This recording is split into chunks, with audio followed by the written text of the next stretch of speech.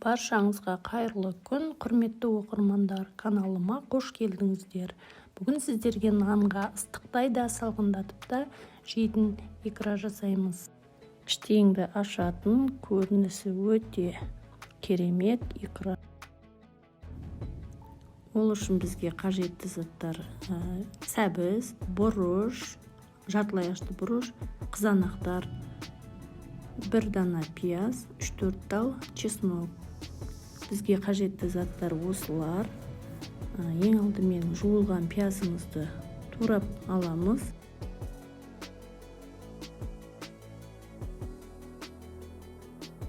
Одан соң жуылған бұрыштарымызды тураймыз. Достар, қаласаңыздар икрамыз әдемі болу үшін бұрыштардың қызыл, көк түрін таңдап алсаңыздар болады.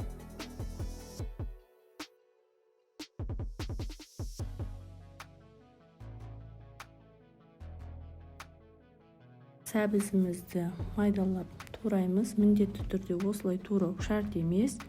Қалағаныңызша майдалап турап алсаңыздар болады.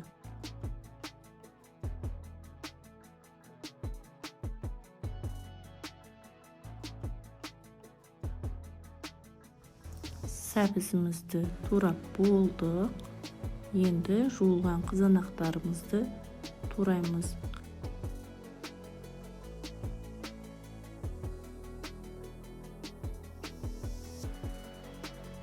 Жалпы қызанақтарды көбірек салған дұрыс. Мен бұл жерде үйдегі бар қажетті заттармен жасап жатырмын.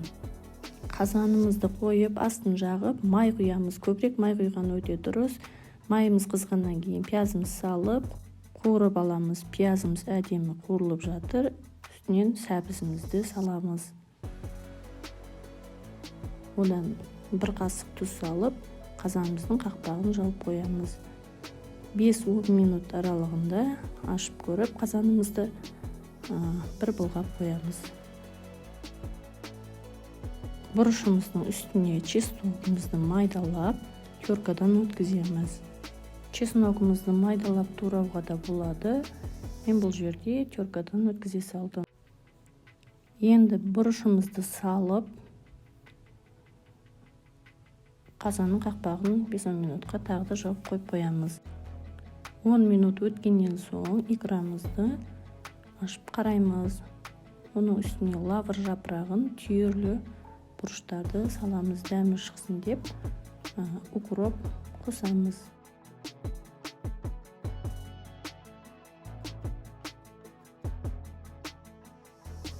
Укропты қосып, үстінен қызанақтарымызды саламыз.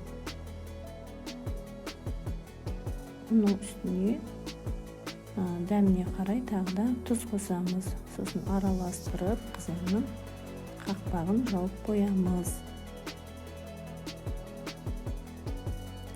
Қаласаңыздар арасында ашып, қызыл езілген бұрыш салуға да болады.